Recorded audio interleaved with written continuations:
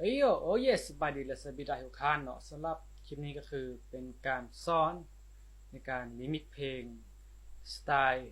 วินาเนาะก็คือวินาเฮาหรือว่าวินานั่นแหละเนาะด้วยแพ็คลุกวินาชินาคาเนาะที่ขายไปก็คือราคา400,000กีบสนใจเป็นทักมาได้เนาะสำหรับการสอนก็คือเป็นการจับบางเนาะเฮาเซตเพลงไว้แล้วเนาะเพลงสำหรับการจะลิมิกเป็นเพลงนี้เนาะWalking along this way to open เพลง Miracle ตอนแรกมันวางโครงเนาะจับบางโอเคจับกองมา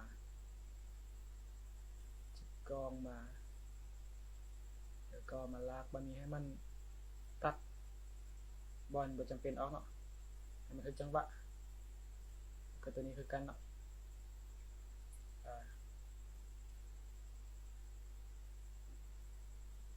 อันนี้ใส่น้ำเนาะโอเคเบิ่ง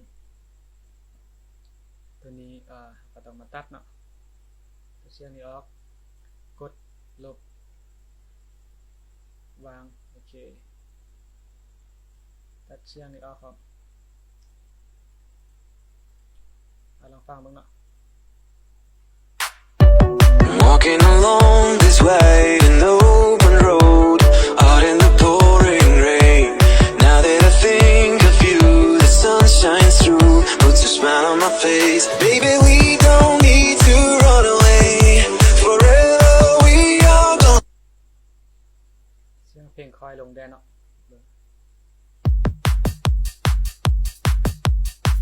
เสียงนี้ดีกว่าหันเปลี่ยนจังหวะไปแดนเนาะอันนี้มันคือจะจังหวะโยกขึ้นกว่าเนาะโอเค We don't need to run away forever we are gonna stay I believe no matter what they say when miracles ได้อยู่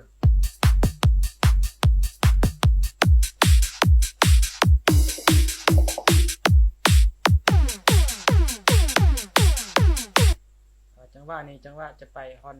ดรอปเนาะแล้วก็อันนี้ใส่โอเคตัดบอลที่บ่จะเป็นออกเนาะโอเค We are miracles you and I know we can last The ocean and the sky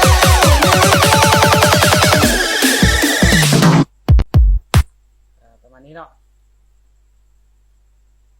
สำหรับพรดอกก็เอากล่องนี้เนาะ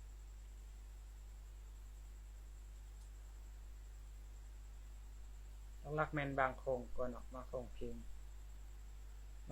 ให้เฮาเบิ่งเพลงคร่าวๆว่าโครงมันประมาณใดประมาณนี้นะเบิ่งเบสใส่ก่อนนะบัดนี้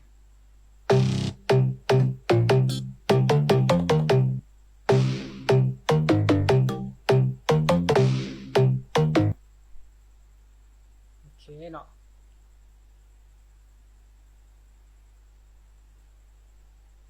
ตัวนี้ก็ต้องไปตัดทางน้ำมันออกก่อนเนาะเด้ตัดทางน้ำมันออกก่อนเพลงนี้มันเป็นเพลงคีย์B แต่ว่า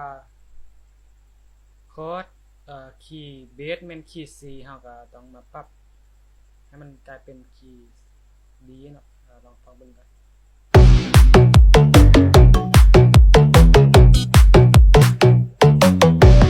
Walking along this way an open road out in the pouring rain Now that I think of you the sun shines through Walking along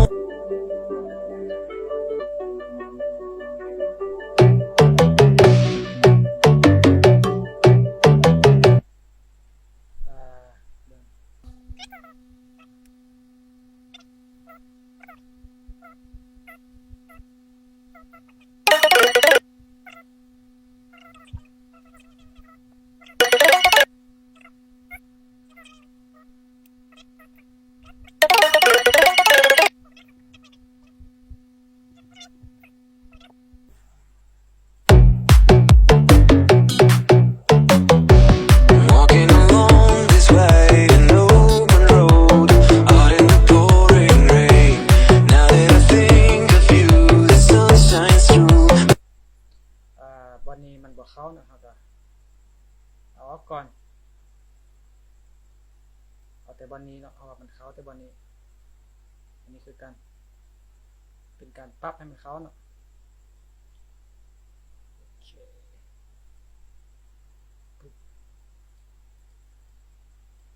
ให้มันเข้ากับคอร์ดเพลงเนาะ Walking along this way an open road out in the pouring rain เข้าแล้วก๊อปมานี่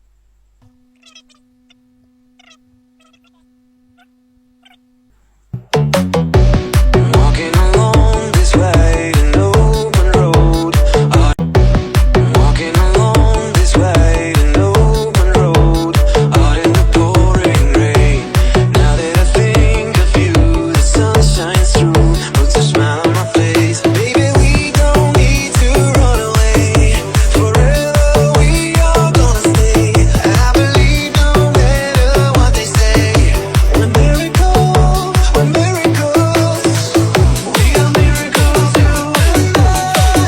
I know we can last โอเคเอาฮอตดับใส่หน่อยป่ะนี่ drop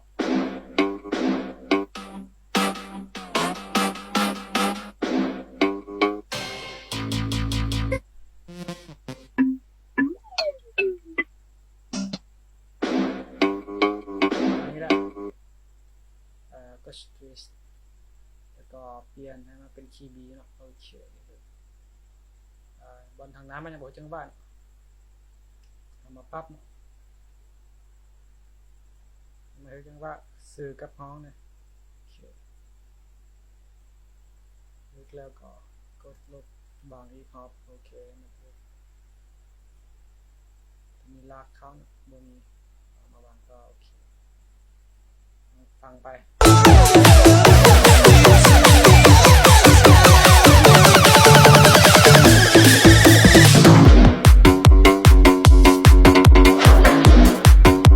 โอเคอันนี้ใส่คอร์ดอันนี้เปลี่ยนคีย์เนาะเปลี่ยนคีย์ลงมาเป็น B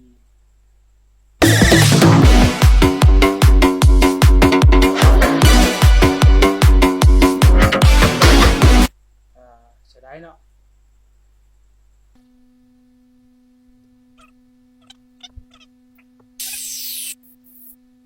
ก็น่าจะประมาณนี้เนาะแล้วนั่นก็เป็นการใช้เสียงเอฟเฟกต์มีแต่จับวางแล้วก็ปรับคีย์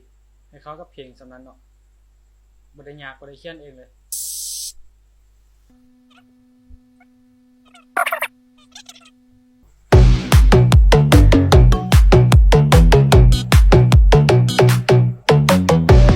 Walking along this way an open road out in the pouring rain Now that I think of you the sun shines through puts a smile on my face Baby we don't need to run away Forever we are gonna stay I believe no matter what they say We're miracles We are miracles you and I know we can last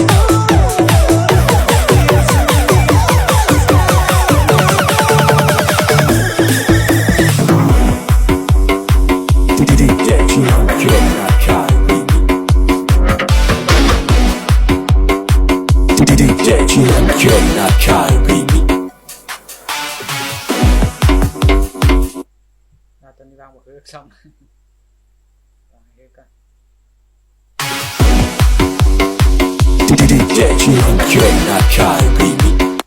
ก็ประมาณนั้นเนาะสำหรับคนที่ซื้อแพ็ครูทวินาศชินาคาไปเนาะ